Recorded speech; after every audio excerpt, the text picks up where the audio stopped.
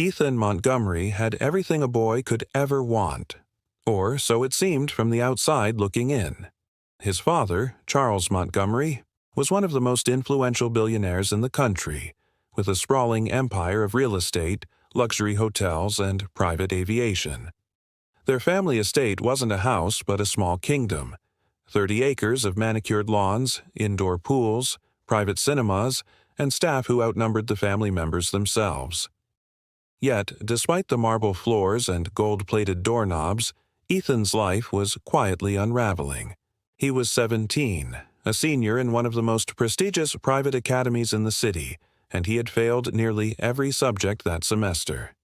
His teachers whispered about him in the halls, frustrated that no matter how many tutors were brought in, Ethan showed no improvement.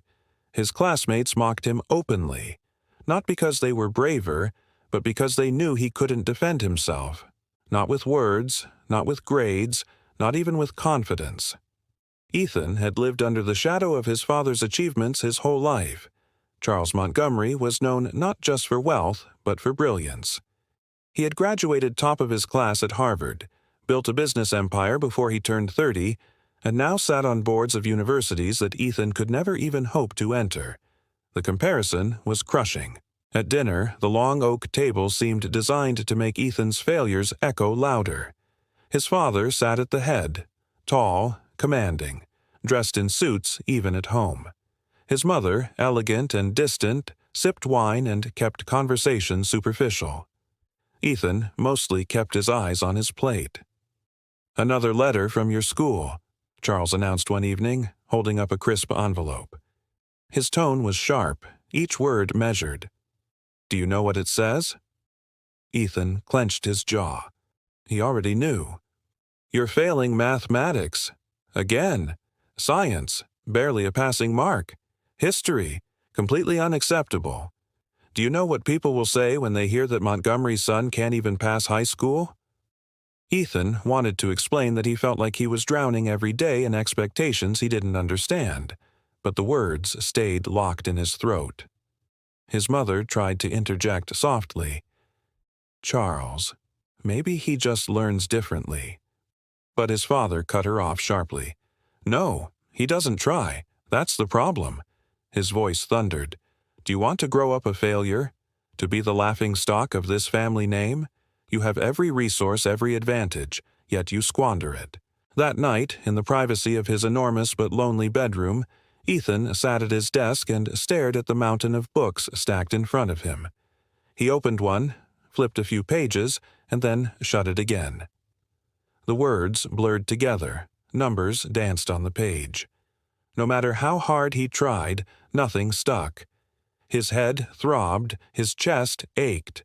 Tutors had come and gone, some charging more per hour than most people earned in a week, but none lasted long. They either gave up, frustrated by Ethan's lack of progress, or were dismissed by his father when results didn't come fast enough. Ethan began to wonder if something was wrong with him. Maybe he wasn't meant to succeed. Then came the day the principal called for a private meeting with Charles Montgomery. Ethan sat outside the office, knees bouncing nervously, while his father's booming voice carried through the closed door. He caught fragments. "Your son is on the brink of expulsion. Last chance. We're assigning a new teacher." Ethan's stomach sank. Expulsion? Even in a school his father practically funded? That would be the ultimate disgrace. The next morning, Charles made an announcement at breakfast. "The school is sending a new teacher. He'll be working with you one-on-one until you either shape up or get thrown out. And Ethan, this is your last chance." Ethan swallowed hard. He didn't even ask who the teacher was. What did it matter? He'd already failed with a dozen of them. But that evening, when the doorbell rang and the butler ushered in the new tutor, Ethan looked up and froze. The man was unlike any teacher Ethan had ever seen. Tall, broad-shouldered, with skin the color of deep mahogany and eyes that carried both warmth and unshakable authority.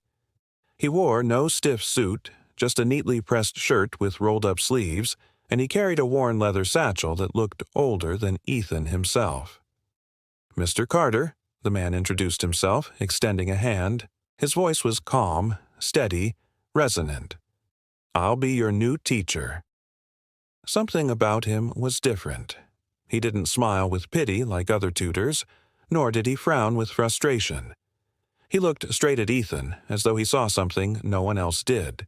Mr. Carter's first session didn't begin with textbooks or worksheets. Instead, he asked Ethan to take him on a tour of the estate. "You live in a palace," Mr. Carter remarked. "But tell me, Ethan, what's your favorite spot here?" Ethan shrugged. "I don't really have one." "Interesting. So all of this means nothing to you?" Ethan muttered.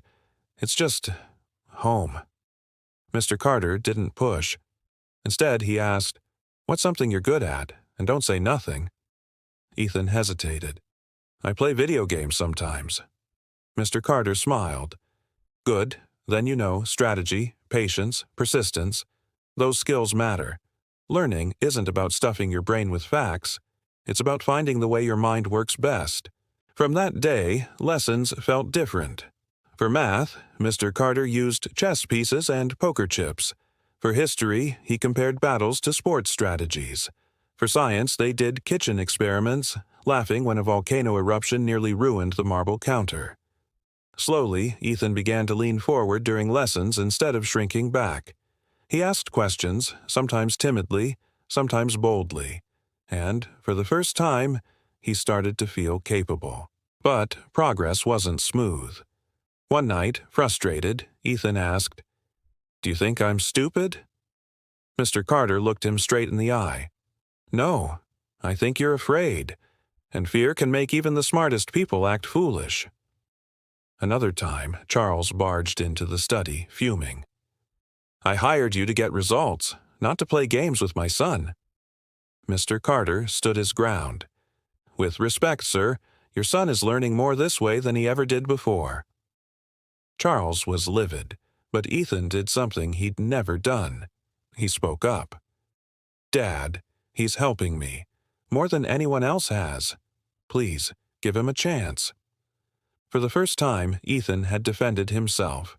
The clash between worlds grew sharper when midterm grades arrived. Math, D+, history, C-, science, C, English, B-. For Ethan, these were small miracles. For his father, they were shameful mediocrity. "This is unacceptable," Charles barked, but Mr. Carter interrupted, firm as a stone. "A failing student doesn't pull up 3 classes in a month. That takes work." Charles sneered. "And what do you know about success? You teach for a living while I build empires." Mr. Carter met his glare. No empire lasts if it isn't built on strong foundations. Right now, Ethan is building his foundation.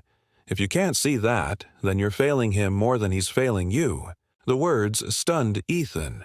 No one had ever stood up to his father like that. And for the first time, Ethan didn't feel like a lost cause.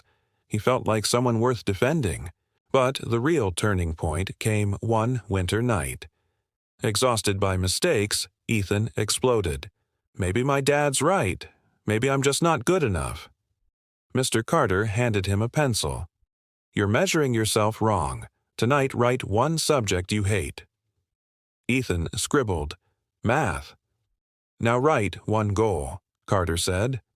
Ethan wrote, "Solve 10 algebra problems without giving up." They worked late into the night. At the 10th problem, Ethan realized his answer was correct. For the first time, he felt victory. Not because of a grade, but because he had persisted. That moment sparked change. Finals arrived, and though Ethan trembled with fear, he remembered, the only way you lose is if you quit. His results came back. Math, C+, history, B, science, B-, English, B. For Ethan, it was a triumph. "I'm not a failure anymore," he whispered. Mr. Carter smiled. "You never were. You just needed to believe it." Charles dismissed the grades coldly as better, but not enough. This time, Ethan didn't shrink. He looked his father in the eye and said, "These grades are mine, and I'm proud of them." For the first time, Charles seemed to see his son not as a burden, but as a young man finding his own strength. Spring brought more than flowers. It brought rebirth. At Mr. Carter's urging, Ethan entered a debate competition. Terrified, he nearly backed out, but Carter told him, "You don't need to be perfect. You just need to fight." On stage, Ethan's voice wavered at first but soon steadied. He spoke about resilience, about failure not being the end but the beginning. He was speaking about himself, though he never said it aloud.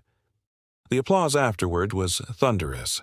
His father, reserved as ever, muttered, "You did well up there." But Ethan didn't need his father's approval anymore. For the first time in his life, he was proud of himself. Later, Ethan asked Carter, "Why did you help me? Out of everyone, why me?" Carter smiled. "Because you needed someone who believed in you before you could believe in yourself. And now, you don't need me anymore. You've learned how to fight for yourself." Ethan nodded, tears in his eyes, not of sadness, but gratitude. Years later, Ethan Montgomery would no longer be remembered as the billionaire's son who failed every exam, but as the man who turned his struggle into strength. And whenever he faced doubt, he heard Carter's words echo in his heart. "The only way you lose is if you quit." And Ethan never quit again.